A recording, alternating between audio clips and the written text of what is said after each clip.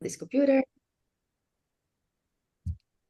Hi, good evening, everybody. Thank you for coming.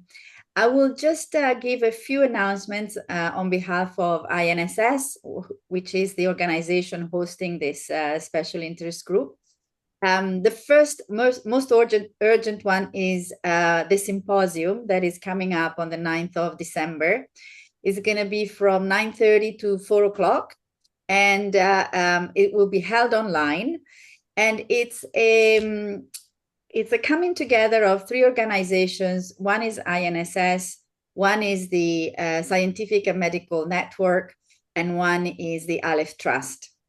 They have called for submissions to present. The program is now all done and dusted. You can see it online. I think it's pretty packed.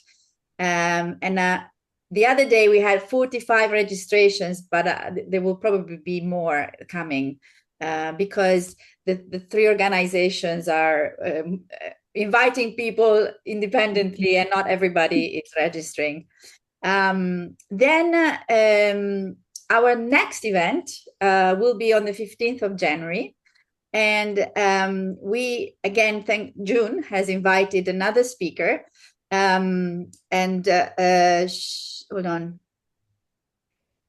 Her name is Petra Jarling. Jarling. And she will be talking about how a guided imagery to music as part of a program of talks around the interconnections between art, spirituality, and creativity.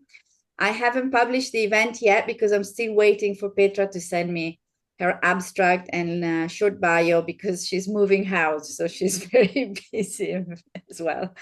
And then finally, in June next year, from the 17th to the 19th of June, there is the biannual INSS conference.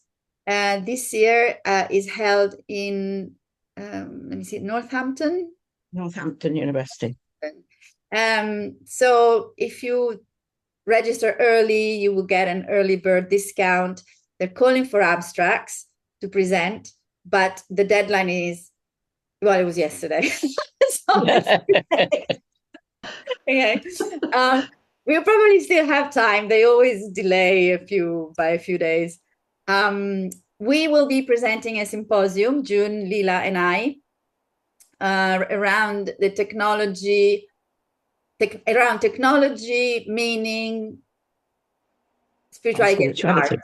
And spirituality, yeah, but through the art lens. So we're gonna have 3 talks. I still have to write mine, so we'll see what comes up. But anyway, so I suppose we can start the official talk. Amira, can I introduce Amira? Yes, sir. Yes, please. Amira is, well, best of all, she's my friend. She's a music teacher, producer, and researcher. She served as a member of the national leadership team for the Israel Ministry of Education's Experiments and Entrepreneur Division. She has a doctorate in music education from Boston University, where she won an honor for it. She has 2 master's degrees, one in English literature and one in musicology from the Hebrew University of Jerusalem, and the other in music education.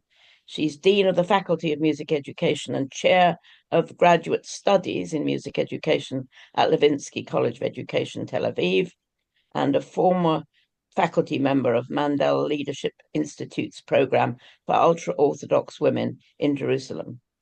She's got more than 20 years' experience in the field of music, and her published writings are extensive, but it does include the Oxford Handbook of Care in Music Education, and a vast number in the area of spirituality and music education in particular. I'm not going to take any more of your time, Amira, because you will hold us spellbound by your talk, good friend. So over to you. Thank you, dear June. Your friendship is most cherished and has contributed much to my life in these years, this decade that we know each other. I would like to thank the INSS for inviting me to speak tonight, and I'm very happy for everybody who's joining us online or watching us on video. Before I begin the actual talk, let's all take a moment to meditate on our personal names. My name is Amira. Actually, I have another name, Amira Shlomit. In my second name, Shlomit, you may hear a reference to a very known word, which is Shalom. Shalom. That's right. So I'm taking a moment to share with you something about my name that relates to my presentation. And I call on you, if you're live with us or if you're watching this recording, to take a minute to reflect on your own name and how it was chosen and who gave you that name and what meanings were you aware of as a child and what meanings emerged throughout your life. So my name is Amira Shlomit. If I say it in correct Hebrew, it's actually a compound creation, Amira Shlomit, which can be literally translated as a saying of peace. Or what my parents were thinking of is a rumor of peace. Amira Shlomit. The word Amira in Hebrew is usually used about speaking and saying and talking. It appears in the Bible very often. Vayomer Hashem leMoshe, Vayomer Adonai is God says. Vayomer, Omer, Amira, it's from the same root. So that's maybe why I talk a lot. But my parents, when they called me Amira Shlomit, I was born in 1978, in February 1978. And at that time, there were rumors of peace brooding between Israel and Egypt. And my parents named me as a kind of speech act to try and see how this peace might emerge, a rumor of peace. I was born in the United States, and when I was about 8 years old, we did what Jews call observant. Jews will call aliyah, to make aliyah, which means to ascend, literally. But the meaning of it is that we left the United States and came to live in Israel. So for observant Jews, moving, immigrating from somewhere in the world and coming to live and tie our fate with the Jewish people and the Israeli citizens who are also non-Jewish is an act of ascent, aliyah. On my day-to-day basis, I live in Jerusalem and I work in Tel Aviv. People who will take a look at commonalities in our media and representations of Israeli culture and sociology often recognize that Jerusalem is very much considered the site of the sacred. It's a sacred city. The city is made up of a mix of religions. There are also secular and atheist people who live in Jerusalem, and there's a lot of secular and atheist culture. But Jerusalem is considered a site of the sacred. In the modern world, in the contemporary world of the state of Israel, Tel Aviv, from its very start, the word Tel Aviv mixes old and new. Tel is an old architectural structure. Aviv is spring. Tel Aviv. So we have this compound of old and new. And so Tel Aviv is very much conceptualized as the secular site, or maybe the most secular site within the land of Israel. And so I'm on the road every day. Here I am, Amira Shlomit, that rumor of peace, and I'm traveling daily between Jerusalem and Tel Aviv.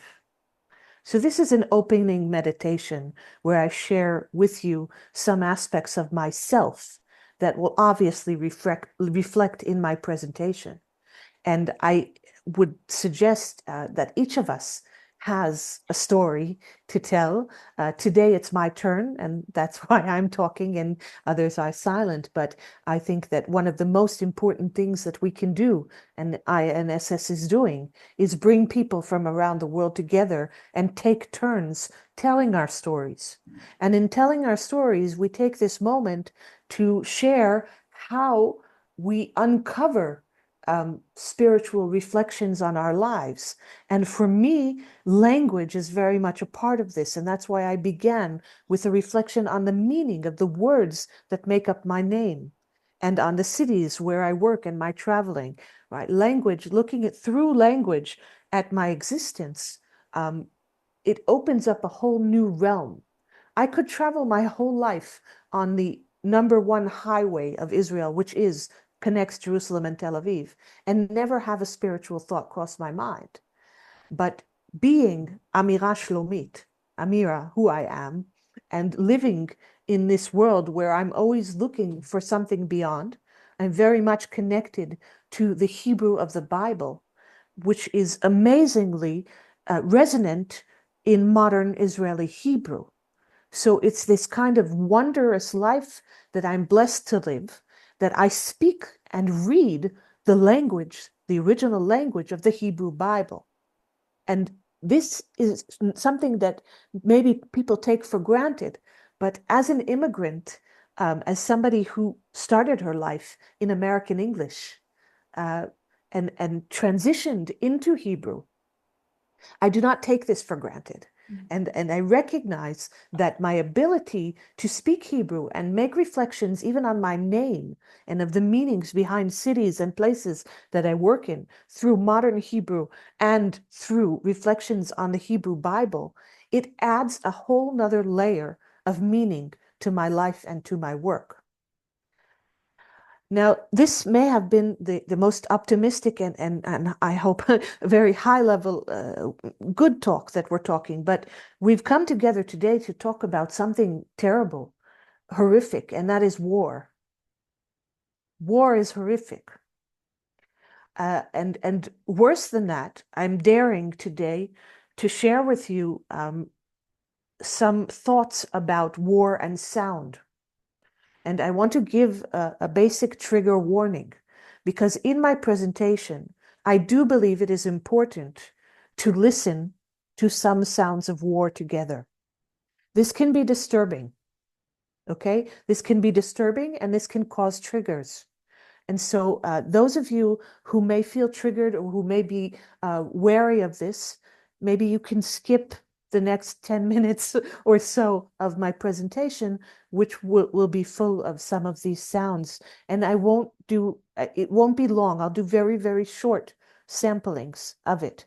I do believe this is important enough for even myself to deal with my own triggers. And I want to bring us into it slowly. And at the start, I'm going to make it clear that my talk today has 3 sections. The first section will be about sounds of war. That's where we might be triggered. But the second section of my talk will be more about my practice as a music educator and acts of intervention. And then we'll be hearing music sounds, okay? So that will be a little bit easier for us on our ears. And the third section will be trying to bring it together, perhaps with the help of those of you who are live and online, who would like to reflect with me. The third part will bring us back to reflection and meditation on a notion that I call sound agency. Okay, so we're going to take it slow. I'm going to share my presentation, and I'm going to start off with a video that has nothing to do with war. And I'm going to share with you the fact that there is a famous Israeli pop song that the words to the pop song go, "I want to tell you that I love you, but I'm hesitant. And therefore, I will send you images of cats." That's the pop song. And nobody actually at first realized if it was a real pop song or a parody. I don't think it really matters. But it's a lovely thought. I want to tell you that I love you, but I'm embarrassed to do so. So I'll send you some cute pictures of cats and maybe you'll understand. Why do I mention this song? Because I'm going to start with a cute video of dogs before we get to war. And this is something that is so green, it obviously was not filmed in Israel or anywhere in the Middle East. And this is a film that I found on Facebook of a wonderful woman who's a dog maven. And it struck me because I felt a strong affinity to these dogs in this video. I think that we recognize that animals have very often a straight gateway to intuitions, and perhaps even spiritual existence that humans may have too many filters very often to get. So, for example, the way that an animal responds to a sound that may be scary or terrifying or fearful, the animal has less filters than a person to express their fear. And so what we're going to try and listen to for a moment is that these helicopters are flying in from disrupting the sky, rapturing the sky. I'm going to talk about that.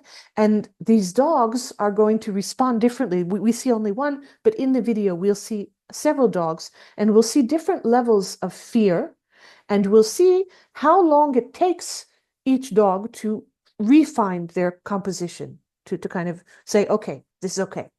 Okay, so let's just try and enjoy this video. There is maybe something humoristic in it, but remember, we're going to be listening now to a loud sound of a helicopter. So if that bothers anyone, maybe lower your volume or something. Okay, here we go.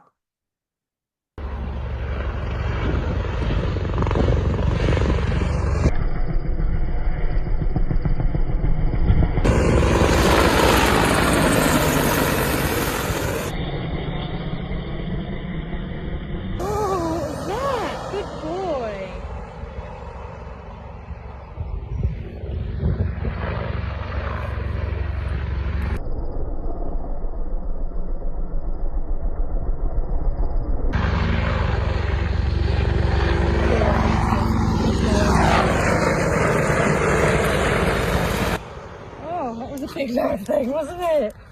Oh, that was a big loud thing. Wow. Wow. What was it? Lucky boy. What was it, Elsa? What was it?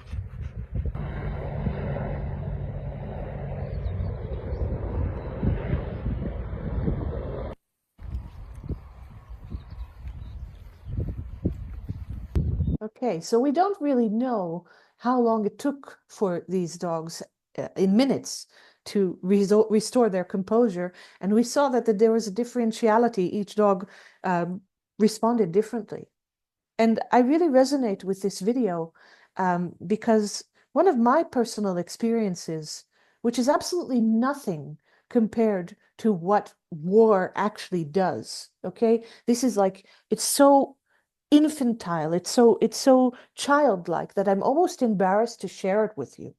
But I feel that it is my calling right now to share with you the fact that I am very much frightened by sounds of very low flying aircrafts, which are sometimes planes and sometimes helicopters. And they fly over my house every day. And some days they're lower and louder, and some days they're not. And some days it's during the day or at dusk. And sometimes it's in the middle of the night. And at those times, I am woken from my sleep. And at those times, at night especially, when they're flying too low and they're so immensely loud, and just like we heard these helicopters, it changes. It doesn't stay the same, right? They're far away, and as closer they get, then there's this surge of sound, and it becomes so loud that I feel my heart palpitating. And I remember 2 nights specifically where I jumped out of bed from fear. And one of those nights I didn't know, but at the same time, my daughter down the hall did the same thing. But only in the morning did we talk to each other and said, you know, at 3 a.m. last night, there was a terribly low plane, and I jumped out of bed. And my daughter said, oh my God, that was at 3 a.m. I did the same thing. So low flying planes, it may sound, you know, stupid or trivial, but this has become something that has affected my life. And it adds to the awareness of just how terrible getting used to sounds of war, right? Getting used to it. I don't know that we want to get used to these sounds, right? Because some people will say, well, why is that frightening for you? You know it happens. It happens every day. Why don't you get used to it? Okay. So that's a notion that I think that we should contemplate before we even delve deeper into the sounds. And the other thing is these planes have made me reflect on how much of the heavens have been disrupted and torn apart. It's like when I hear these planes, some of the fright and the pain that I'm experiencing, I've become aware, is because I can almost physically feel it like a rupture or something that's scraping or scratching the sky. And as a religious person, what do we do when we're in trouble, even metaphorically? We look to the sky. And what happens if I lift my head to the heavens, but my heavens are now being disrupted? So where am I supposed to find my solace from? Where can I find peace? Okay, I'm taking a deep breath. Can we move another step forward? Okay. So sounds and war converged for me with this another horrific moment, 6:29 a.m., the second that the music stood still. And this is coming from the October 7th rave known as the Nova. And literally speaking, at 6:29, there was a sudden silence. The music stopped. The music stopped. And you ask yourself, well, what kind of a silence is this? A minute ago, I was saying that sounds are frightening me and scaring me. And then you'd think, where I can look up to the heavens. No, the heavens are not peaceful. They're being disrupted.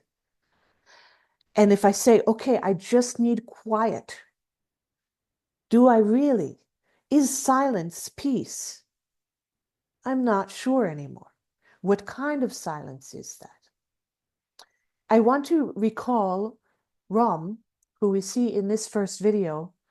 Rom has been kidnapped from the Nova rave, and we don't know really where he is. But this is Rom.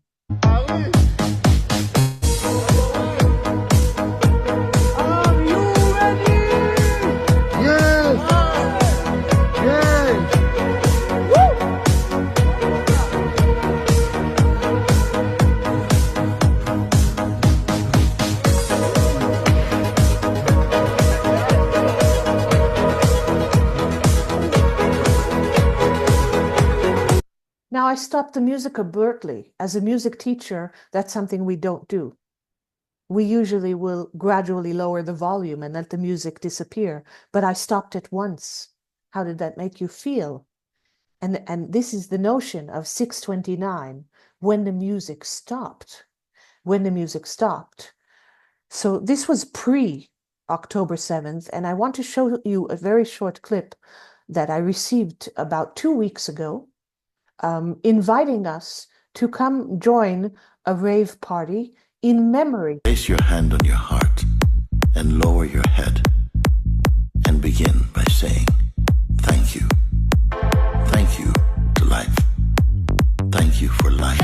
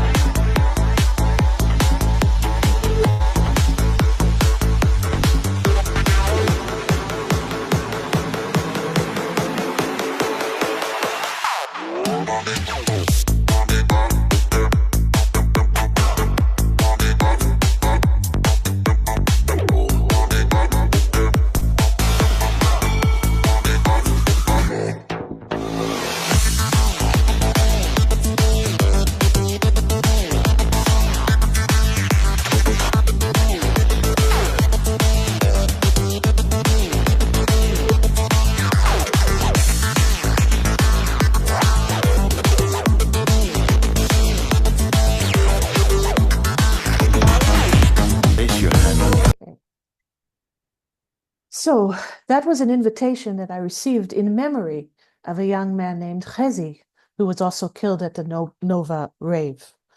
And it's a wonderful musical invitation, and it shows us that the music stopped at 6:29, but the music can continue.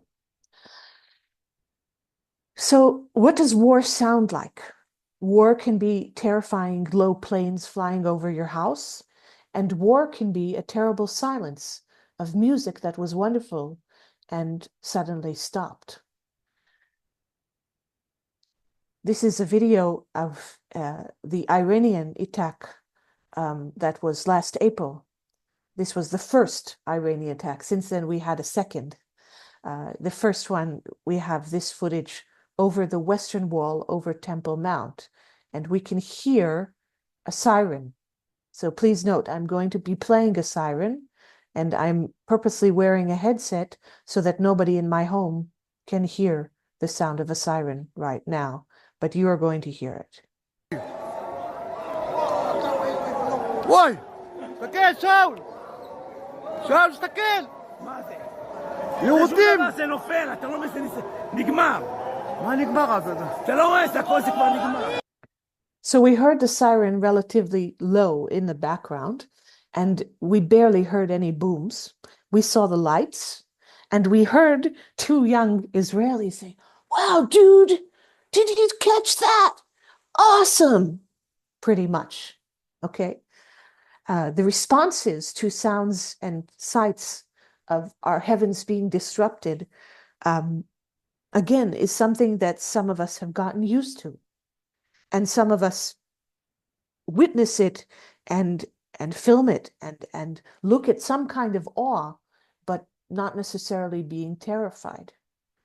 I'm now going to play for you something a little bit harsher. We're going to be listening to a rocket that actually falls in a residential area in northern Israel. So we're going to hear a boom this time.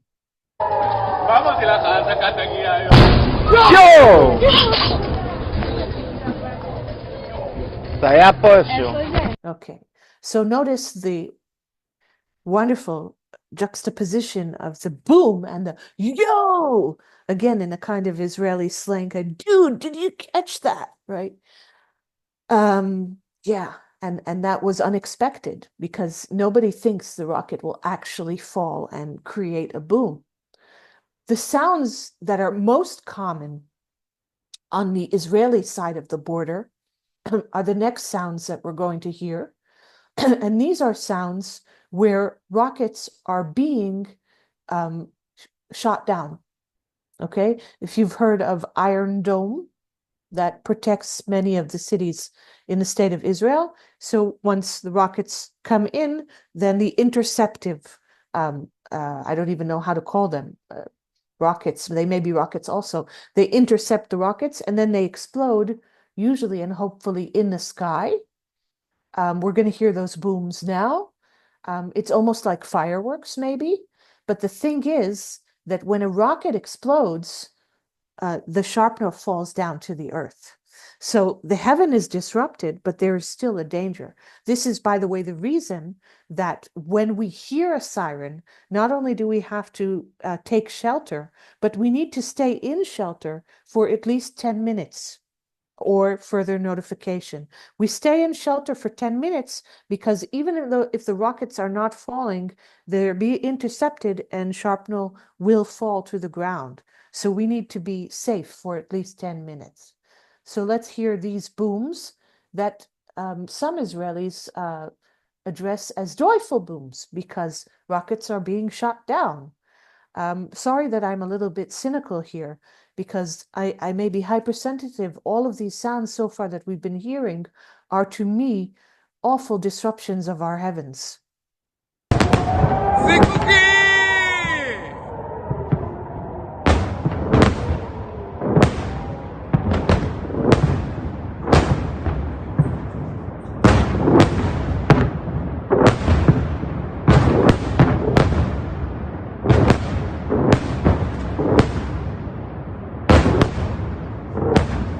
זה לא מלחמה, אנחנו לא במלחמה. So you heard those booms of rockets being shot down, and you heard another Israeli cool dude first saying, fireworks. Okay, that's the first word he said, zikukim. Hey, it's fireworks, and he's being ironic. And at the end of the video, he says cynically, no, this isn't war. We're not at war. So he's trying to be critical of those who are saying this is just a momentary conflict moment and not a full-fledged war. And he says, look at all of these rockets being shot down. No, this isn't war.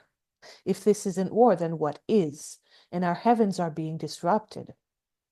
I'm going to take us another step further, and this is a difficult section to watch.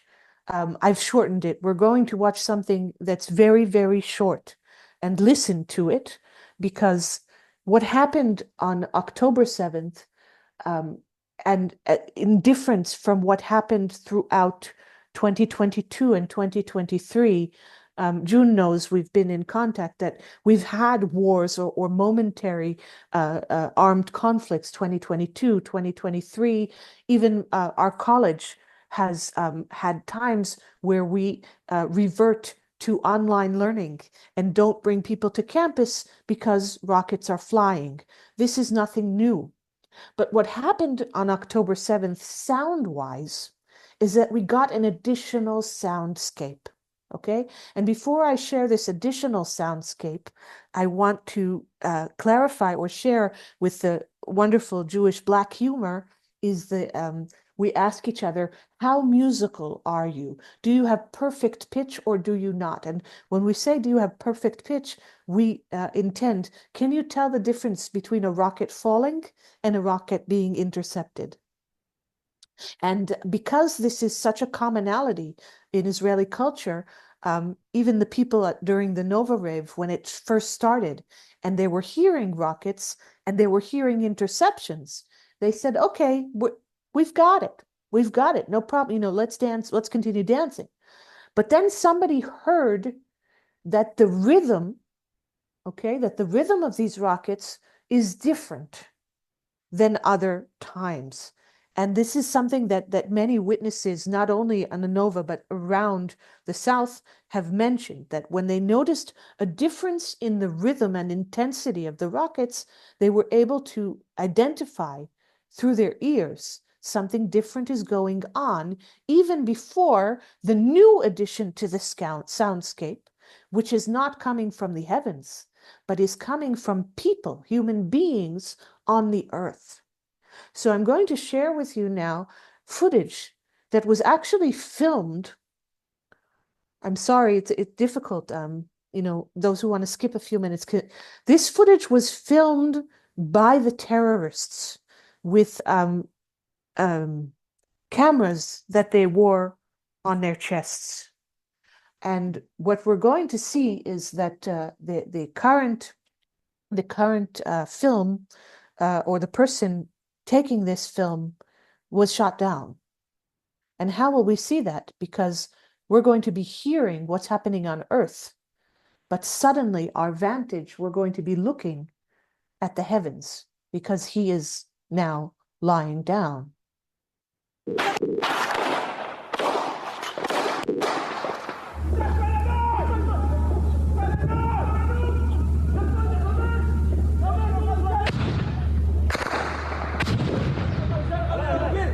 Okay, that's quite enough for us. That's more than enough for us. So again, the motif of the heavens. Where shall I find my peace? Well, not on the heavens. Where shall I find my peace? Maybe on earth. However, one of the differences. This is a new soundscape. Sorry, I'm trying to move to the next slide, and it just keeps playing this instead. So I'll just do it like this. No, the next one, please. Okay. One of the new soundscape is a very urban soundscape. Many of us have heard of the Nova Rave Festival, which happened in a forest. But terrorists had infiltrated villages, towns, and cities. And so what we can see here, because I'm going to spare us more sounds of war, that's it for pretty much for Sounds of War. We have two artistic interpretations of Sounds of War, so stay with me. Or if you logged out and you're logging back in, we're on the brighter side, okay, of sounds. So these you can see that these happened in very urban locations, very populated locations. We saw the heavens before, but the new soundscape of gunfire, of screaming, of shouting, and perhaps the worst of all, and this is something that actually a young child, a 10-year-old boy told me. He said to me, the worst of all was not the gunfire, and it definitely wasn't the rockets. Oh, we're used to that. He said the worst of all was the silence of me and my family hiding in our safe room with my father holding the door for dear life, literally, and the quiet we had to maintain. And what's interesting is when I'm going to move on soon to my next section about intervention, as a music educator, coming into the music classroom and hoping to bring peacefulness or some kind of healing to the classroom, many of my colleagues said, well, let's bring them silence, or let's bring them softness. And this 10-year-old caught my attention because he was very restless. The more peaceful so-called music we played, the more restless he became. The softer the music was, the more restless he became. And he really helped me understand that silence for him was also terrifying,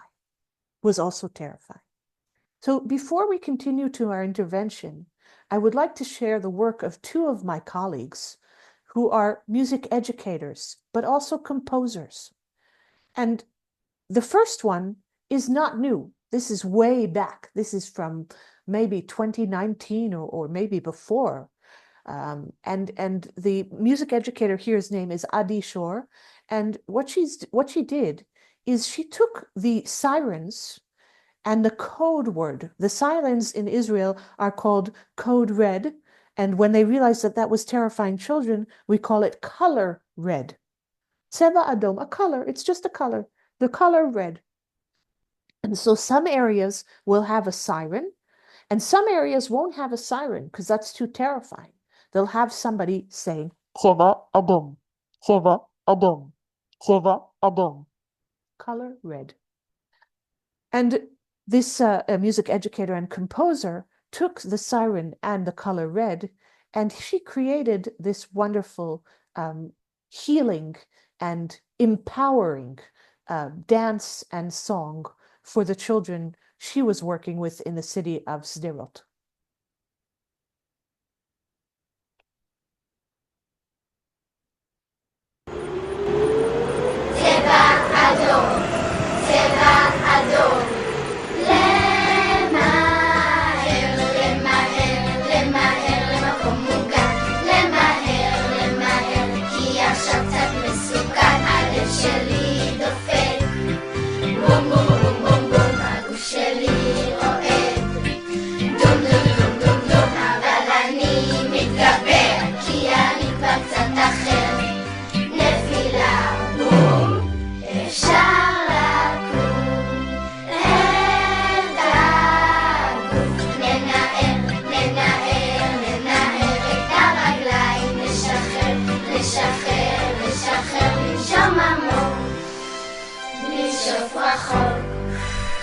לנשום עמוק, אפשר לצחוק.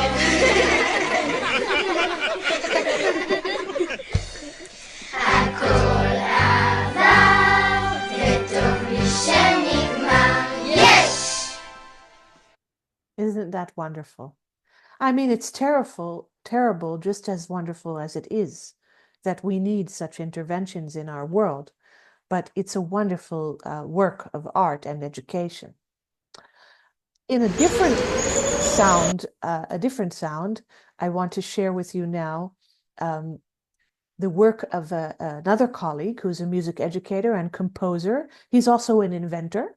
His name is Ronen Shapira, and he invented, first he invented the multicultural piano. which he built a prototype in several places in Israel. There's also one actually in Tokyo. So Ken, maybe, I don't know if you're ever in Tokyo, you could look it up.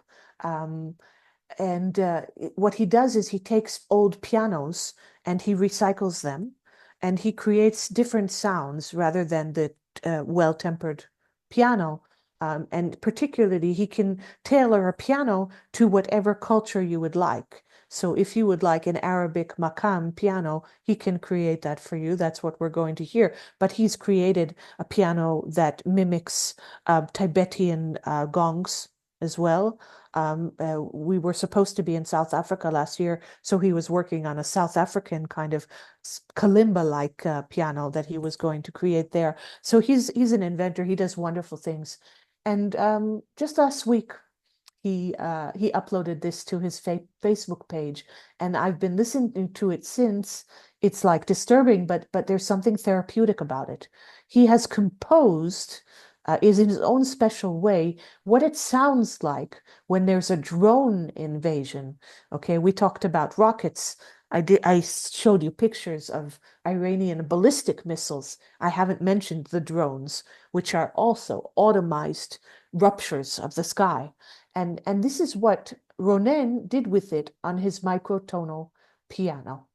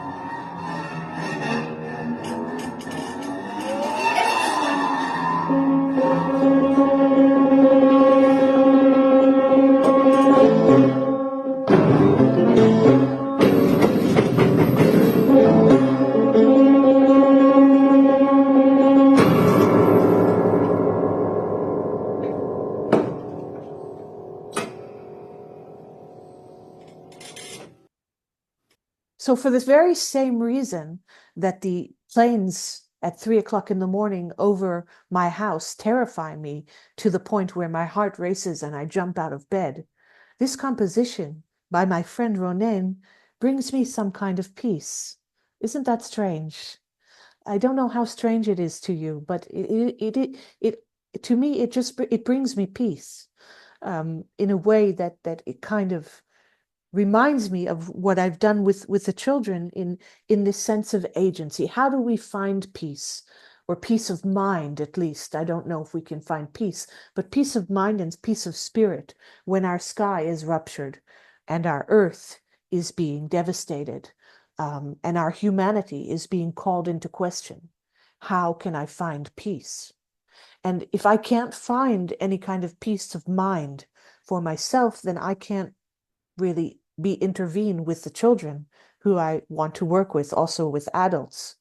So I'm going to now tell you a little bit about my work.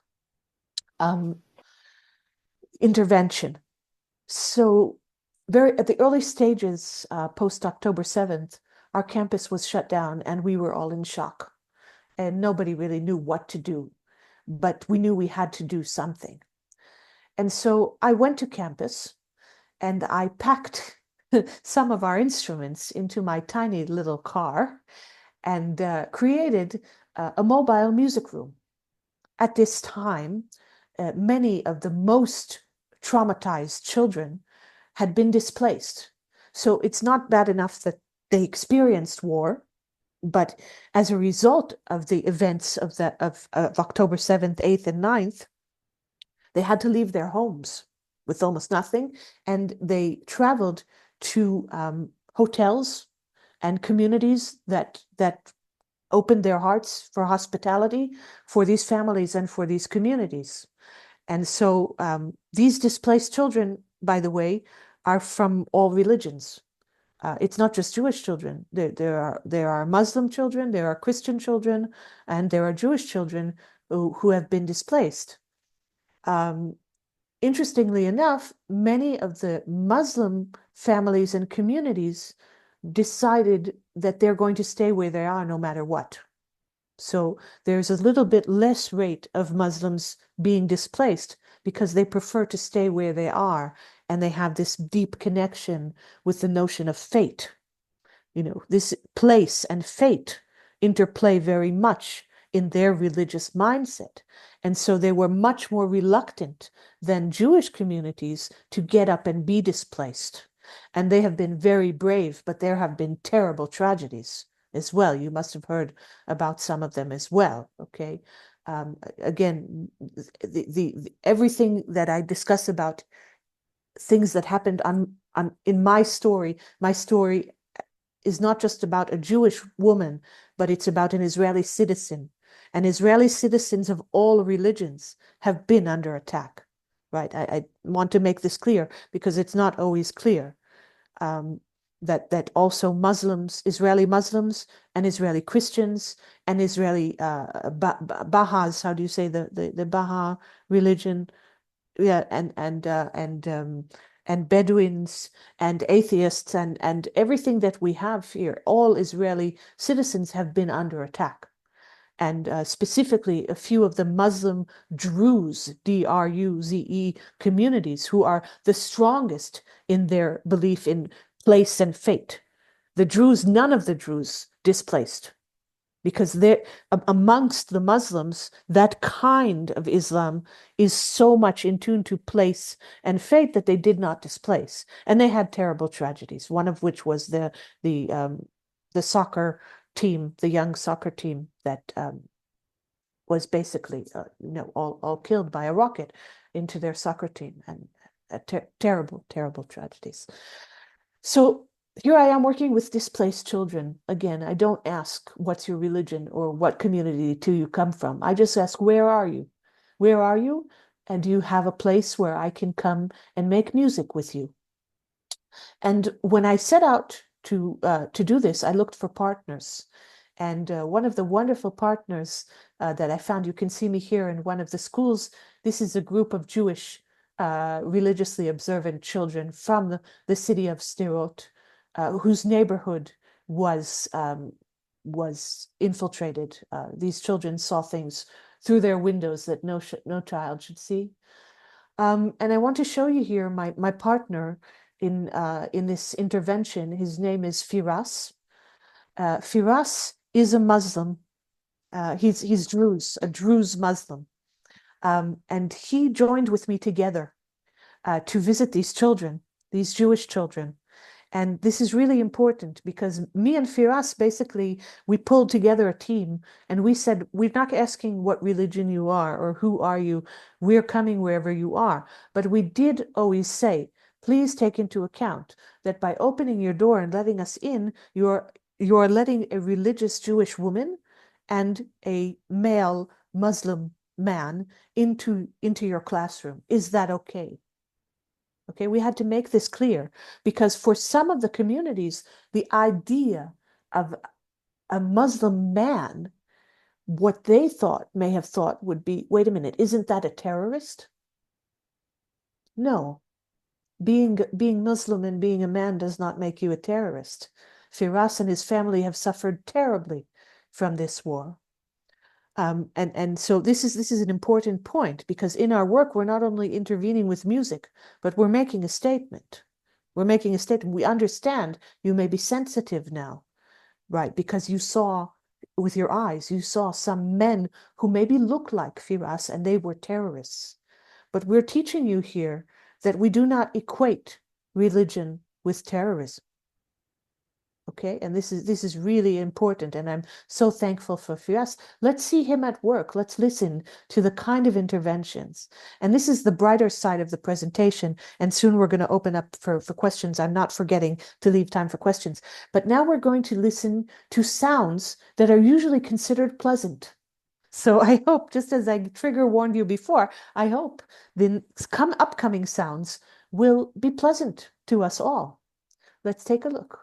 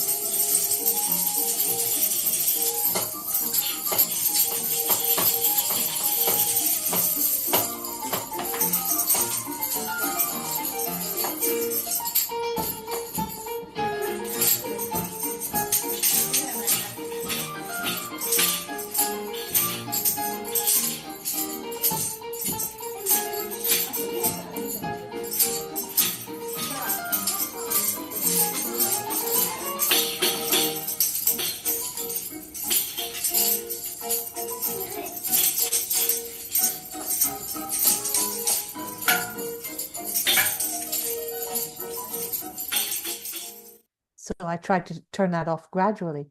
But isn't this wonderful? And what's amazing about it is it makes me recognize something that I learned in elementary school music, but never really thought about as something so profound. The fact that one of the definitions of music is organized sound. Okay, I remember writing that in my notebook, my teacher saying, well, what is music? Yes, write this down. Music is organized sound. That's one definition. And that's so true. And how simple a truth is that when you are living in a soundscape of war. Organized sound can be so healing. And what Firas is doing here with his children, he is inviting them to take action in sound, but to do it in an organized fashion. And how healing can that be? That's just wonderful. By the way, this is not a kindergarten. This is an office in the basement of a hotel that was transformed into a kindergarten for these displaced children. We can see in the next video also some of these children, there was not an official safe room in this hotel. And there's something called in Israel by the government, it calls safe enough. And this room was titled Safe Enough. So we're not in the safe room, we're learning in a safe enough space. So the children know that if there is a siren, we stay where we are. This is our safe enough space. And here we were able to meet them relatively calm enough to take this action with them. Let's take another look. This is another, you can see in the background, you see that orange sign on the door. That's a government stamp saying this room is safe enough. It's not a safe room, but it's safe enough. I find that somewhat ironic, but let's focus on the wonderful talent of Firas.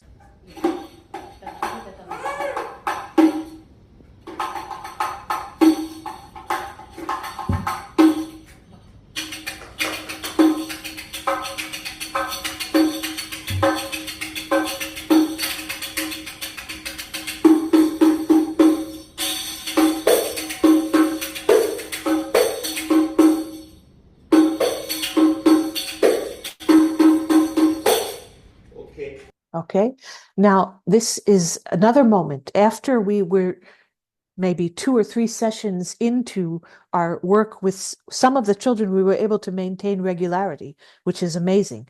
Ordered sound, music, and meeting the same people. This is for displaced children is not something to be taken for granted.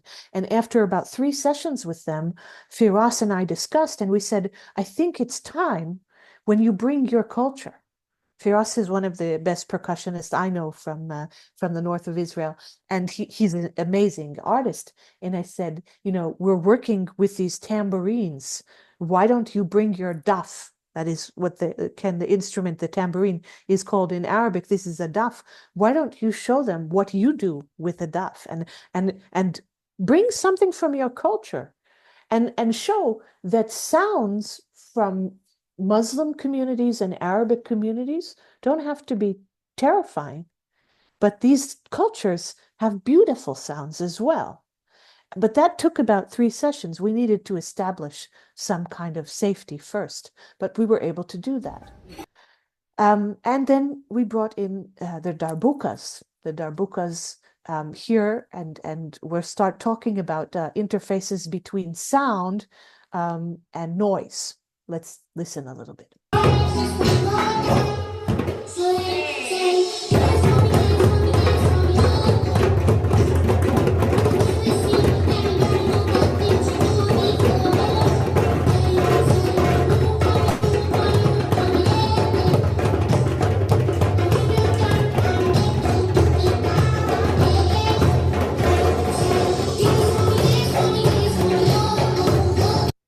Sorry. Yes. The Druze are Muslim. I'm just looking at this. We'll talk about that. I was trying to see the chat while I was showing this video. This video here is one of the sessions where suddenly, out of nowhere, while we were working, the CEO of the Israeli Ministry of Education showed up to take a look at and see what was going on with the displaced children. And because I know him personally, I said, take a darbuka, sit with us. And when we finished, I asked him, I said, Mr. CEO, wasn't that wonderful? Do you understand what we're doing here? And he said to me, Amira, it looks to me like you're doing good, but if you ask me what you're doing, it's a lot of noise. You're making a lot of noise. And he was quite right. Okay, this is a gentle session of the darbuka, but there are other moments that were fiercer. And so structured noise and noise interact in music. Okay, so we're playing not only Western classical music and with those light tambourines, but we've moved on to darbukas, and we're using pop music that's kind of like international, and we're making noise. We are definitely making noise. And how does that feel for these children? So one of these 8-year-olds, a young boy, he came into the session like this, and he wouldn't. Before we started playing the music, he just came in like this. And as we began our session, I said, would you like to take your hands off your ears? He said, no. He didn't say, he shook his head. I said, well, you can sit with us. And if you would like to, you can remove. And if it's too much for you, you can leave the room and you can go somewhere else. But if you would like, there's a drum here for you as well. By the end of the session, his hand had moved from his ears to the drum. And that's a wonderful moment to remember. More about noise before I'm working up to the end where we'll reflect together. More about noise. Let's take a look at these tweenagers. This is middle school. And this is me workshopping with some rhythmic patterns, and we'll listen, and then I'll kind of tell you what made me most happy about this moment. So we're working with rhythm sticks, and there's one jamba, and we moved the jamba around between the different students throughout.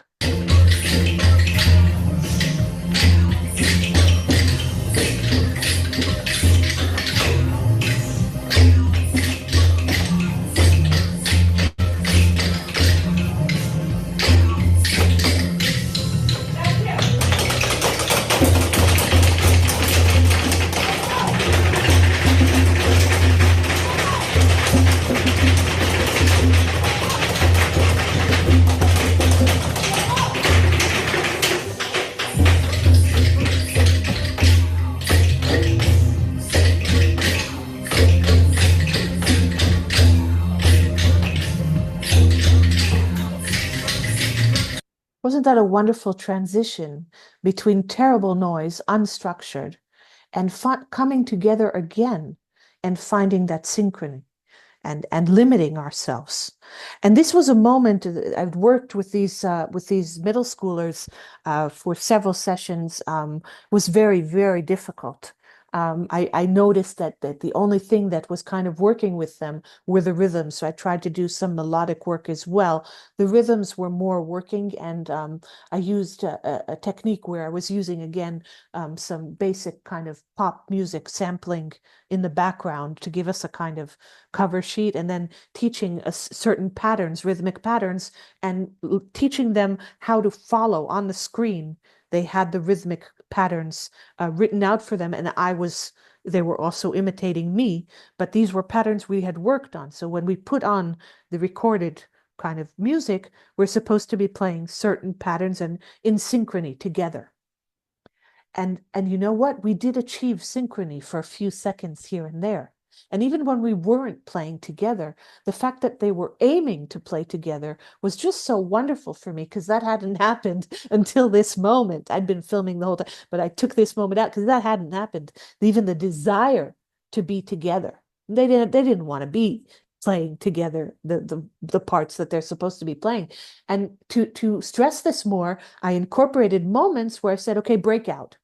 And that's when everybody, and I said, make as much noise as you can during the breakout. And then when the breakout ends, we come back together.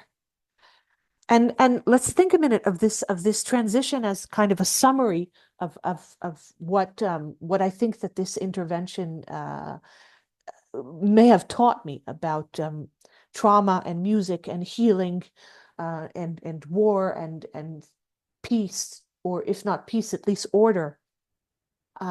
Disruption and order, is that the music has this power to get us to want to be together. Okay, this is what happened with these middle schools. They did not want to be playing at the same tempo and the same rhythms, but with work, they got to the place where they wanted to be playing together. And even though they weren't perfect, we were able to achieve moments of group synchrony. When we were synchronous, a moment of silence where everybody is silent, even if it's a quarter of a second in this group, is amazing. Okay. Now, what's amazing about it to me is that we created this silence. We created this silence, and we created this silence mindfully. Okay.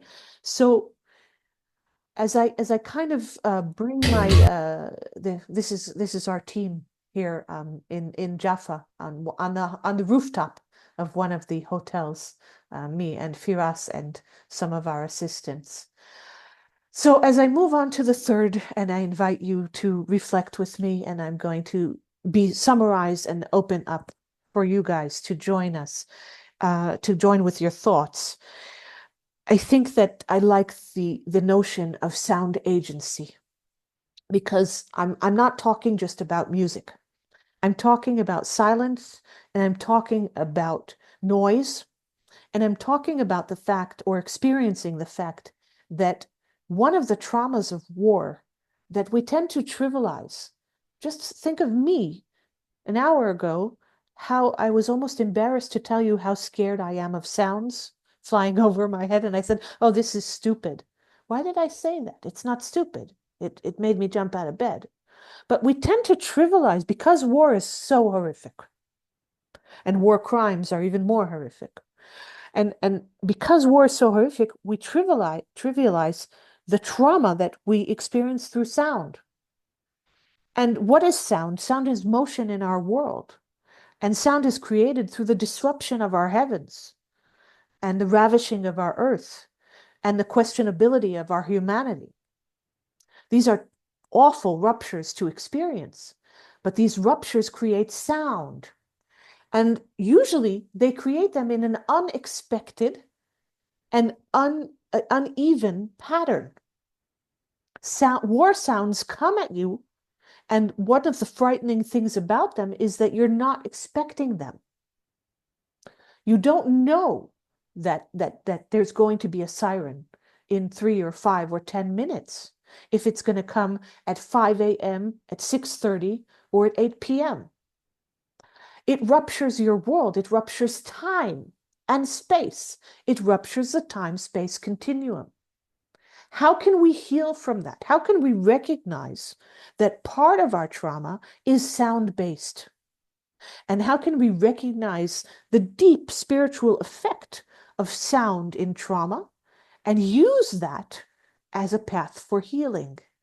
And I would suggest that reconstructing, and that's the title of my talk today, reconstructing sound agency during a war, after a war, in the world of today, which is so chaotic, can be an act of healing because we're experiencing sound in an orderly fashion, because music is very often ordered sound or noise that has been set in order. Even when we experience noise, if I'm the one to decide when I make that noise and how loud it's going to be, that can empower me. That young boy I discussed several young boys because I met a lot of young girls as well, but the boys had more of a tendency to open up and talk, so many of the quotes are from them. And one of the young boys who was terrified by silence, how empowered does he feel when he is now making noise?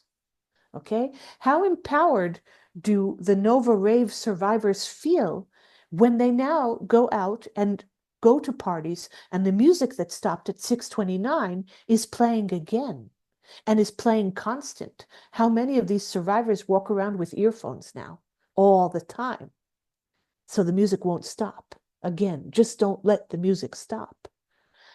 And exercises in music education or in music therapy where we help children, it doesn't have to be children, it can be adults, people of all ages, experience structured sound and sound agency, meaning sound that we order with them, together with them. So that can be improvisation, it can be composition, it can be through listening and active listening and joining into recorded music.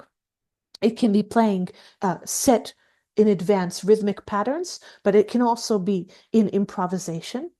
And we can allow participants to make as much noise as they feel right at that moment.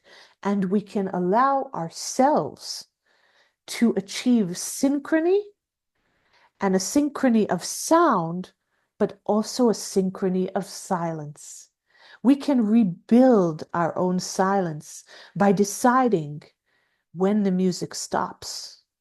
If I decide that the music stops now, or if we as a group are taking a breath and there's that breath of silence like a choir, that is something that is empowering, and it is reconstructing our own agency in terms of sound.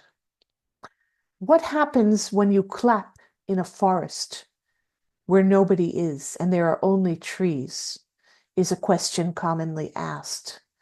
What happens when a DJ who wasn't at the Nova, but he's a DJ and he knows many of the other DJs who were either killed or kidnapped, decides to come and play his DJ set in a forest that has become a graveyard?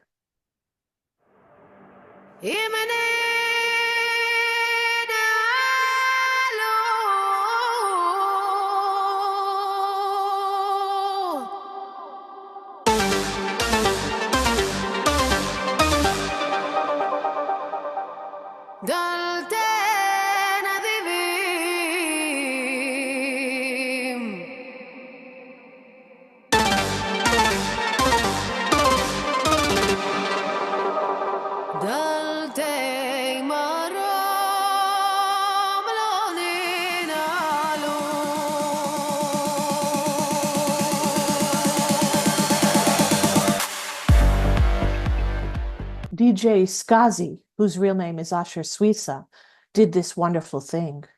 And he came and he DJ'd a full set to nobody, or to full of spirits for everybody. He did it for all of us. And he chose in his opening to mix together the text that says, Dalte marom lo nin alu.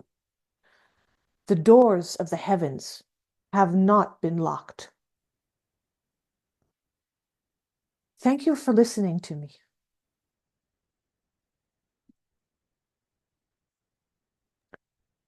I'd be grateful for anybody who would like to open their microphone. I apologize that only now I'm reading the chat box. I had a moment in between that I confused you because I tried to open the chat box. I did see a comment by Leela, and if you'd like to comment on it again, the Druze are a type of Muslim. They practice Islam. They're not Muslim.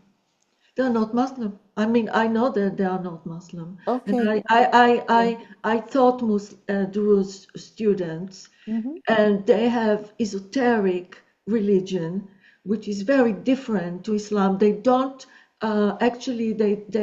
It's a beautiful story because it's a secretive religion. Nobody That's knows right. You can't learn about about it. it from the outside. So they are opposed the idea that it has anything to do with Islam or Okay. with any other religion, by the way, because it's something that they keep as Secret. a secret Yes. and sacred, Yes. and they have very different customs to those of the Muslim or the Jews. But I mean, they're not there. But as you know very well, they are very loyal citizens of Israel. They serve in the army. Many of them sacrificed their life in the last year. Horrific tragedies they, incurred, and there's nothing unusual of them playing or being part of a group of Israeli people. It should be very natural. There's nothing kind of Yes. unusual about it. I mean, they have the right to be there. Absolutely. I mean, Absolutely. Yes. they are serving in the army whilst, those religious people are not serving in the army. That's right. So Well, I think while some that, Jews have been exempting themselves from the army, the Jews yeah, have been. because of they believe that they only need to study the Right. Torah and things Exactly. like Yes. that. Yes. So So that's thank you for your perspective, because you have spent time in the Jewish areas in Israel. I just want to add that the reason that I say that Jews are Muslim is from my knowledge, including personal knowledge. Like, for example, I mentioned my friend Firas. He self-identifies as a Druze Muslim. okay. There may I be a spent 10 years spectrum, with Druze and people who the told one me thing, every week yes, what they the feel one about thing, the other Muslims. So, absolutely, the one thing that we can all agree about the Middle East is that the micro complexities are so intricate.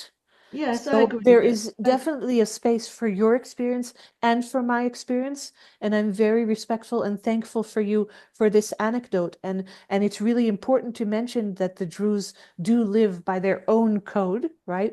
And what I have been able to learn about the Druze is especially their loyalty that you mentioned, which stems from this deep belief in fate and place. So Yeah, if I was born in this location, then I must stay in this location.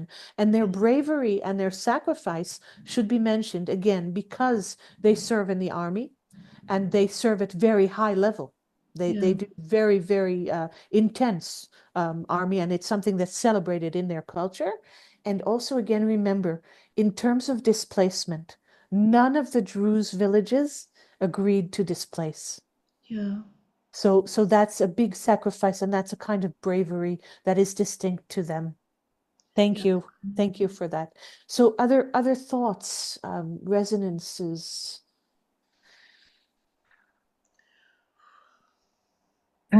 Thank you, Amira, for that. I would love to have a very long discussion with you about so many aspects to what you have shared. I mean, as I shared at the beginning, I supported the Middle East for the last over 10 years, and I would have heard so many children and adults share, the sounds and their experiences of all the sounds, and how the children could decipher which actor was sending off the missiles or the gunshots or whatever, and the profound effect that had had on them, and seeing so many children shocked and literally non-verbal because of the deep, deep shock. So it's lovely to see the work that you are doing and hear, from a spiritual perspective, What I'd really like is you have a lot more discussion on that. But I have to go to my organized sound. I'm in a Okay. choir and I'm already a bit late. It's due to start Thank you for staying, and I'm at sorry 7. that you're late. And you're welcome to reach out and have that conversation. And yes, what I told today was my story. In the Middle Yes, East which is is so beautiful. full of complex stories. And Yes, I and that is tried the to nature bring of the my Middle East. story as best as possible without making it a political statement. I'm not that kind of person. I tried to tell my story as a human. And there are so many different human perspectives in the Middle East. The more Exactly. that we can gather those stories, right, is that's really important. Exactly, exactly. And that's why I thought it was beautiful to hear Thank you so what you much. had to Thank you. share. So thank you Thank so you. much, and thanks to everybody as well. So all the very best. Great. Thank you. Brit, Apologies if for we got leaving early. have we got your email address, Brit, so we can put you in touch with Amira? Yes, I think it. Well, I just put it in the chat here before I leave. Yes. Thank you. And then Amira can get in touch with you. Right. Because Thank it you. sounds as if the two of you have a lot to share with one another. Yes, yes. Thank you. One from the inside and one from more of the outside. I truly appreciate the what you do with agency, with children, because this is extremely important. Because I know what it feels like to be, bombarded. Because I lived in a kibbutz for 2 years near Lebanon, and every day every afternoon it started, the bomb started, and it was like, just to go to go outside was just really frightening, and the sound, and one day I went and there was a rocket flying over my head, and somebody was shouting at me, "Lie down," and I don't even remember what I did. It just passed. So I appreciate your efforts to demonstrate it, but I really think that unless you experience it, you can never know what it feels like, because it's so horrific that it's like I don't know how can anyone deliver the experience. I mean, only people who maybe remember what it's you know what it's what it was to be like, being bombarded like during the Second World War or something. Maybe they can understand how horrible it is. And this is being robbed, and you are being robbed of your agency completely, because you feel so terrified and so helpless at that moment when you have to go and hide. And what you do, it's really important, because you are sort of restoring, that's the sense of agency, that yes, I can be in control of my life and of my situation, and you do it through sound, which is your medium. So I think this is really it's therapeutic beyond words. It's just so. I truly appreciate it. I know how important it is, and maybe you are teaching other people to do that as well. I suppose you do. I try to, yes, I've tried to, because I've come to these conclusions, and like I talked about very early on about my name and my traveling. I don't know how many people live with this extra dimension of reflection. Once I was able to conceptualize what was happening, because during the intervention, I was just trying to keep these kids busy and give something from myself to them. But I began to realize the deeper meanings behind that. And since then, I've been talking to people about this. I've been trying to talk about it around the world and in Israel, and as much as possible, because this is such easy work to do. It's very easy to do. And when we think of trauma and healing, such big words, if there's something very small and easy we can do, this is wonderful. So I try to bring this out to the world. I'm very appreciative. I say your name wrong, I think, Laila. Lila, Leela, sorry, I apologize. that's And okay. Leela, I think that your comment, it really resonates for me, that these are sounds and experiences no human should have to experience in No. 2024. Exactly. Right? These are sounds of the 19th and 20th century. Exactly. And it boggles my mind very often, just like you say. How is it that these sounds are still disrupting our lives? And worse than that, in the Middle East, people get used to it. I don't know, I'm not sure they get used to it. Well, Maybe they say they do. do. Some of them say they do. Some of them. Yeah, yeah. But I don't I know have how you colleagues, can they get hear. used to this siren, that Yeah, but I have colleagues, I've experienced this because we've had sirens at work, not only at home. of And course. some of my colleagues, it doesn't seem any external stress. I don't know if their heart is beating, but they just keep doing what they're doing. They don't even come and run to the safe room. Oh, They're on their really? computer typing away, and they're just sitting and they continue typing away. And I'm with the students rushing to the safe room, and they're just on their computer. Maybe it's a form of psychological suppression. Maybe. Maybe. Not But I just think it escaping takes, from reality, but suppressing Yeah. the situation so they don't need to deal with it. Yeah. Yeah. Denial. Can Yeah. I come in there? Yes, please. I'm just thinking in terms of getting used to things. I come originally from Belfast. So my parents would have been in Belfast even while I was in Dublin. And I remember them coming to me and them said they didn't realize how much stress they were under until they came out of it.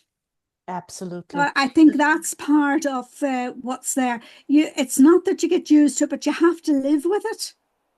There's a sense of, and as of adults in particular, there's a sense of having to live within the parameters that you're given.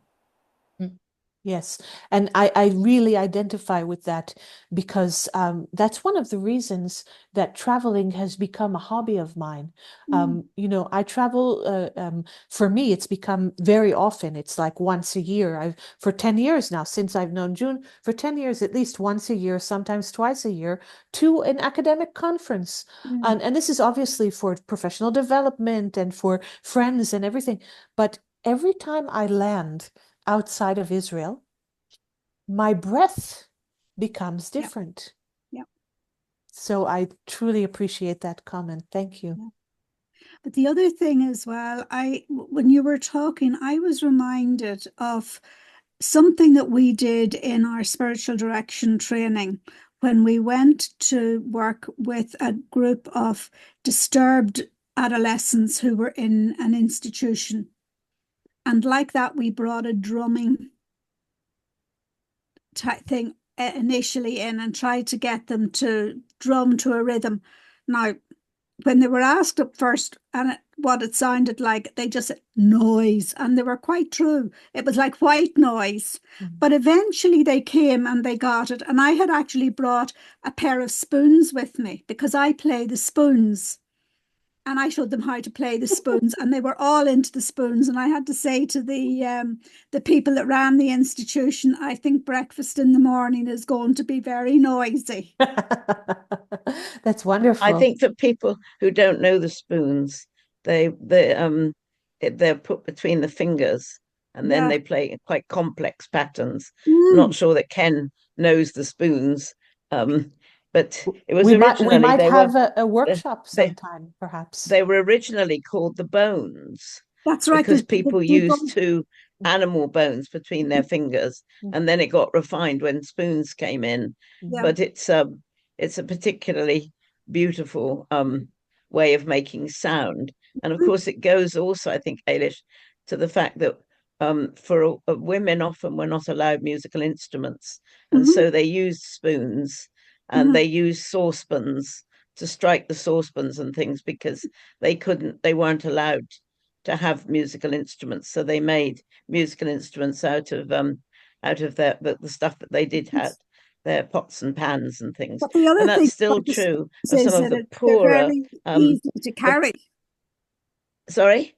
The thing about a pair of spoons, they're very transportable. Absolutely. Right. That if you remember the picture of my car and my experience of Yeah. transporting 30 darbukas from place to place, that's quite heavy. Put Yes, spoons in your back pocket. Ken has written a wonderful comment. Ken, would you like to share with your own voice as well? Thank you. From Japanese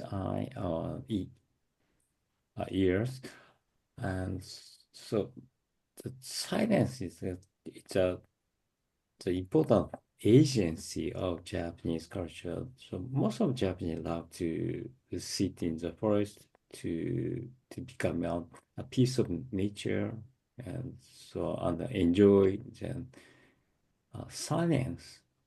So, as you know, we cannot speak out or speak loud in a public situation or even classroom. So when I ask the student to please tell me your idea, nobody wants to speak out. So almost all our society heavily weight on the silence. So few years ago, an earthquake hit our region. So shaking the homes, and it's an unusual sense of so attacked me.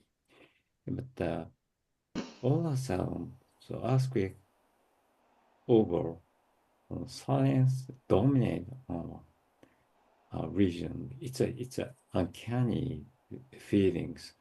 All of a sudden, everything is silent. Ken, I must share with you an anecdote. In ancient Hebrew, there is a word for earthquake in ancient Hebrew, which is not the same word as the modern Hebrew. In ancient Hebrew, the word for earthquake is ra'ash. Ra'ash in modern Hebrew is noise. Oh. Isn't that wonderful? So in the Bible, in the yeah. Hebrew Bible, an earthquake is noise. That's what it's called in ancient Hebrew. Isn't that lovely? I think the Thank business of Wow. silence is interesting. There's a lovely poem which starts, "There is a silence where hath been no sound. There is no silence where no sound may be." But at the end, it says that the deepest silence is when there has been a sound. And often we approach silence by silence, but actually approaching silence by means of sound first, and then going into silence. There is an immensely, like the silence after the earthquake, there's a special quality about silence approached through sound, which, I mean, people often, I mean, in Christian context, people often say we're going to sit in silence. And I do wish that people would sing or shout or do something and then go into the silence, because it's much more powerful. There is something called the dance of the five rhythms, and that I think is a very powerful silence. So you dance like the water, you dance like the fire, you dance like the earth, and you dance like the air. And then you go into the silence. And people say that that is actually the most profound silence of all. They've never experienced a silence like that. So to approach silence by means of sound, I think is a very powerful way of doing it. And people forget that in music, silence is music is a mixture of sound and silence.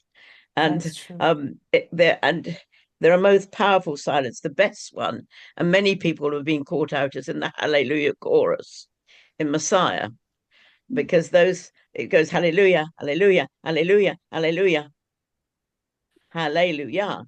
And many people have got caught out there, but actually it's marvelous because you're singing Hallelujah, Hallelujah, Hallelujah, Hallelujah, Hallelujah. And that silence is absolutely stunning. And it's a brilliant bit of writing by Handel, that bit of silence. And Bach does the same when he talks about, oh, open the cavernous pit. And there's this tremendous thing, and then there's a silence. So the use of silence in music can be very, very, very powerful. Well, I think we're at the end of the session. Thank you very much, Amira. That was fascinating. I cannot imagine how it is to live in that situation. I don't think anyone in Europe can. It's very difficult. And to hear that you've been living with this for several years is even more shocking, because we don't get that sense here. We don't get the sense that Israel is in a permanent war, or Israel and, The Middle East, the Middle East. I would Yeah, say. The Middle East, the countries of the Middle East are in a state of, yes. Yeah. It's an awareness I didn't have. So yeah. Thank you, June, for inviting her. Yes, thank you. It's always wonderful, wonderful. You're wonderful, Amira. Our friendship has been thank you so all. deep, so on. We're just embarking, aren't we, Yes, Amira, we're tomorrow? just starting out. We're Yes. just embarking on a new book on music and music and death and dying, which you can hear that Amira has a great deal to offer on death and dying in war. And we're collaborating with someone who's working in a hospice in Scotland. Very different, but how can music play out in various forms of dying and death? So I'm just looking forward to working with you again, Amira. Me too. You can have seen today, my good friends around us, what a wonderful person she is to work. She always honors you. You honor and respect everyone you work with. And that is something that's not always common in academe. So thank you for being that beautiful, honoring, respecting self. And thank you for today. Thank you all for listening. I felt the presence of your deep, deep listening, and June has been able to be with me even at times where I've suffered depression and have been very much introverted and kind of disappeared. But June is always there. So thank you for that. And thank you all for listening and for your insights. And I hope to join into this special group. I hope to hear other talks and symposia, and maybe I'll see some of you. Thank you. I'm going to stop the recording now so you can. Okay.